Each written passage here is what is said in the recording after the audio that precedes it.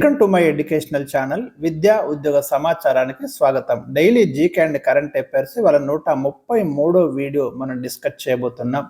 Latest current affairs ఉన్నాయి. ఇవాళ top 10 questions అయితే తీసుకున్నాను. ఏ ఒక్క వీడియో కూడా మిస్ కాకుండా చూడండి. నిజంగా మీరు పోటీ పరీక్షలకు ప్రిపేర్ అవుతున్నట్టయితే చాలా ముఖ్యమైన బిట్స్ అయితే మీకు ఒకసారి రివిజన్ చేసినట్టుగా ఉంటాయి. మరి చాలా ఇన్ఫర్మేషన్ అయితే ఇవ్వడం జరుగుతుంది. ఛానల్ని సబ్స్క్రైబ్ చేసుకొని లేటెస్ట్ అప్డేట్స్ అయితే పొందండి.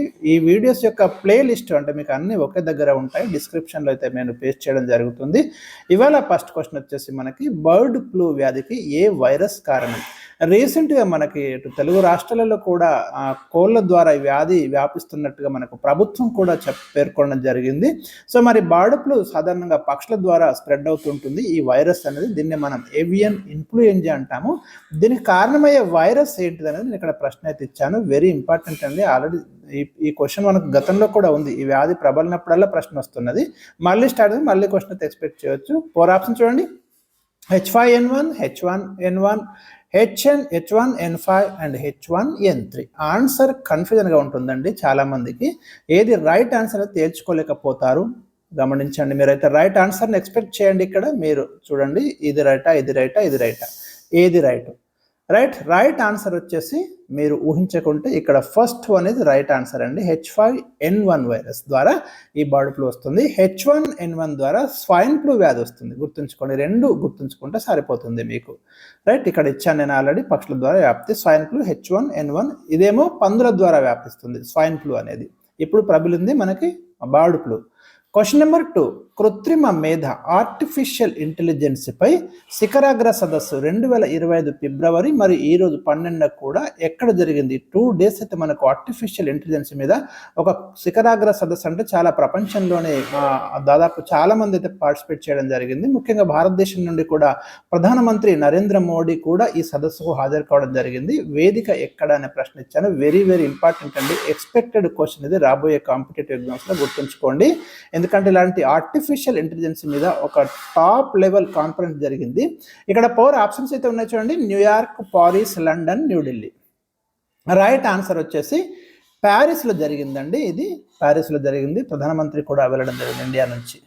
Question number 3. గోదావరి బోర్డు నూతన చైర్మన్గా ఇటీవల ఎవరు నియమించబడ్డారు? డైరెక్ట్ ఆన్సర్ ఇచ్చాను, ఇంపార్టెంట్ అని. ఏకే ప్రధాన్ అండి. గోదావరి బోర్డు తెలంగాణలో కూడా గోదావరి ప్రవహిస్తుంది. సో గోదావరి నదీ జలాలకు సంబంధించిన ఇష్యూస్ ఉన్నాయి.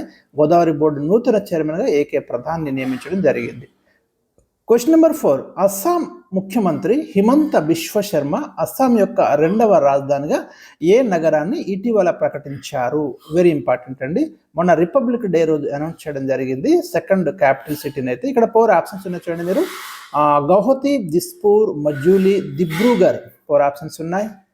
అస్సాం 2nd క్యాపిటల్ రీసెంట్గా అనౌన్స్ చేయడం జరిగింది. What is that name? Guwahati, Dispur, Majuli, Dibrugarh. Right answer వచ్చేసి మనకు దిబ్రూగర్ అండి.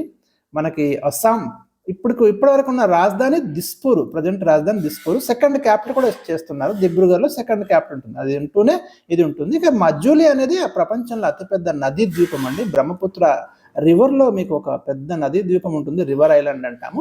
సో మజూలి అయితే ఇక్కడ అది నదీ ద్వీపమే. 2nd క్యాపిటల్ వచ్చేసి మనకి దిబ్రూగర్. గుర్తుంచుకోండి. Question number 5. దేశంలో మొట్టమొదటిసారిగా ఏ ఐఐటి క్యాన్సర్ జీనోమ్ డేటాబేస్ను రూపొందించింది? వెరీ ఇంపార్టెంట్ అండి. సైన్స్ అండ్ టెక్నాలజీలో రీసెంట్గా మనకు ఐఐటి మద్రాస్ అయితే మొట్టమొదటిసారిగా జన్యు అట్లాస్ రూపొందించారు. దాని పేరు భారత్ క్యాన్సర్ జీనోమ్ అట్లాస్. గుర్తుంచుకోండి, BCGA, Bharat cancer genome atlas. Question number 6. America అధ్యక్షుడు ఏ తేదీని గల్ఫ్ ఆఫ్ అమెరికాగా ప్రకటించారు? రీసెంట్గా మనకు గల్ఫ్ ఆఫ్ మెక్సికోను గల్ఫ్ ఆఫ్ అమెరికాగా మార్చడం జరిగింది. ఫిబ్రవరి 9న డొనాల్డ్ ట్రంప్ ఆ ప్రాంతాన్ని విజిట్ చేసిన సందర్భంగా మరి ఫిబ్రవరి 9న అయితే గల్ఫ్ ఆఫ్ అమెరికా డేగా పేర్కొంటున్నారు. ఇక్కడ క్వశ్చన్ ఏం రావాలంటే ఏ తేదీని గల్ఫ్ ఆఫ్ అమెరికా రోజుగా లేదా దినోత్సవంగా జరుపుకుంటారు? ఫిబ్రవరి 9 అండి. గుర్తుంచుకోండి, రీసెంట్ డేట్ ఇది. Question number 7. ట్రాన్స్పరెన్సీ ఇంటర్నేషనల్ విడుదల చేసిన నివేదిక ప్రకారం అవినీతి సూచి 2024 ప్రకారం భారత్ స్థానం ఎంత? రైట్. ట్రాన్స్పరెన్సీ ఇంటర్నేషనల్ అనేది ఒక ఆర్గనైజేషన్ అండి, ఇది ఒక సంస్థ. మనకు ఎక్కడుందంటే దీని హెడ్ క్వార్టర్ వచ్చేసి జర్మనీ రాజధాని బెర్లిన్లో దీని యొక్క హెడ్ క్వార్టర్ ఉందండి. 1993లో ఇది ఏర్పాటు చేయబడింది ఈ ట్రాన్స్పరెన్సీ ఇంటర్నేషనల్. ప్రతి సంవత్సరం కరప్షన్ ఇండెక్స్ ఇస్తారు, అంటే ఏ దేశంలో అవినీతి ఎక్కువగా ఉంది, ఏ దేశంలో అవినీతి తక్కువగా ఉంది, ఒక ఇండెక్స్ అయితే వీళ్ళు రిలీజ్ చేస్తున్నారు. కాంపిటేటివ్ ఎగ్జామ్స్లో చాలా చాలా ఇంపార్టెంట్ అండి ఈ రిపోర్ట్ అయితే, అందుకే నేను ఇక్కడ తీసుకున్నాను. రీసెంట్ రిపోర్ట్ వచ్చింది, నిన్ననే మనకు రిలీజ్ అయింది రిపోర్ట్, అందుకే మీకు ఇచ్చాను.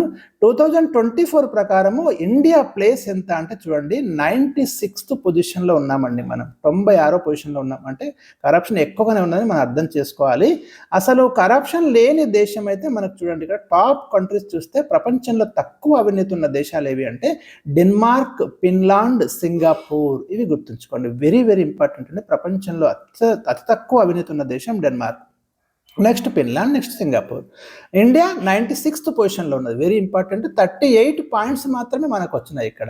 ఇక ఎక్కువ అవినీతి ఉన్న దేశం, ప్రపంచంలో అత్యంత అవినీతిమయ దేశం ఏది అంటే సౌత్ సూడాన్ అండి. ఇది దక్షిణ సూడాన్, మనకి సుడాన్ నుంచి విడిపోయింది ఈ ప్రాంతము, సపరేట్ కంట్రీగా ఏర్పడింది సౌత్ సూడాను.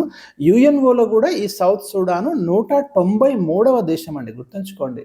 యుఎన్ఓలో 193 కంట్రీస్ ఉన్నాయి, అందులో 193వ దేశం ఏది అంటే చివరిగా చేరింది సౌత్ సూడాను. అదైతే మరి అత్యధిక అవినీతితో ఉన్నట్టు మనకి ట్రాన్స్పరెన్సీ ఇంటర్నేషనల్ రిపోర్ట్ ద్వారా తెలుస్తుంది, గుర్తుంచుకోండి. క్వశ్చన్ నెంబర్ 8, ఉన్నత విద్యా ప్రవేశాలకు సంబంధించి ఇటీవల నీతి ఆయోగ్ విడుదల చేసిన నివేదిక ప్రకారం గ్రాస్ ఎన్రోల్మెంట్ రేషియో, దీన్ని మనం స్థూల నమోదు నిష్పత్తి అంటాము, స్టూడెంట్స్ చేరడం, గ్రాస్ ఎన్రోల్మెంట్ రేషియోలో తొలి 4 స్థానాలు సాధించిన రాష్ట్రాలు ఇవి. 2021-22 డాటాను రీసెంట్గా రిలీజ్ చేసిందండి NITI Aayog, very very important.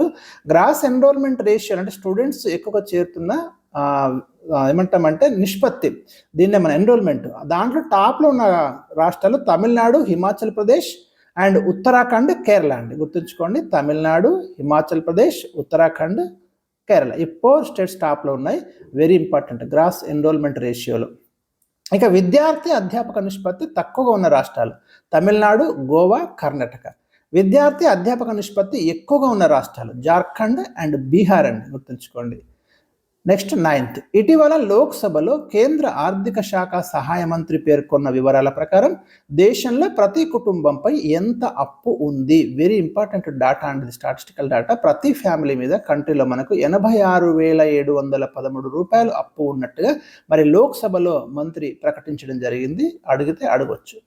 Last question, నిజామాబాద్లో ఇటీవల ఏర్పాటైన జాతీయ పసుపు బోర్డు, రీసెంట్గా ఏర్పాటు చేశారు తెలంగాణలో పసుపు బోర్డు. మొదటి చైర్మన్గా ఎవరు నియమించబడ్డారు? పల్లె గంగారెడ్డి అండి, చాలా చాలా ఇంపార్టెంట్. లేటెస్ట్ కరెంట్ అఫైర్స్లో 2025 జనవరి 14న బీజేపీ ఇచ్చిన హామీ మేరకు అయితే మరి ఈ పసుపు బోర్డును ఇక్కడ ఏర్పాటు చేయడం జరిగింది తెలంగాణ ప్రాంతంలో. సో ఇవ్వండి ఈరోజు నేను ఇచ్చినటువంటి టాప్ 10 ఇంపార్టెంట్ కరెంట్ అఫైర్స్. మరి రేపైతే మిగతా క్వశ్చన్స్ ఇస్తాను. Thank you for watching. వీడియోని లైక్ చేయడం మర్చిపోకండి.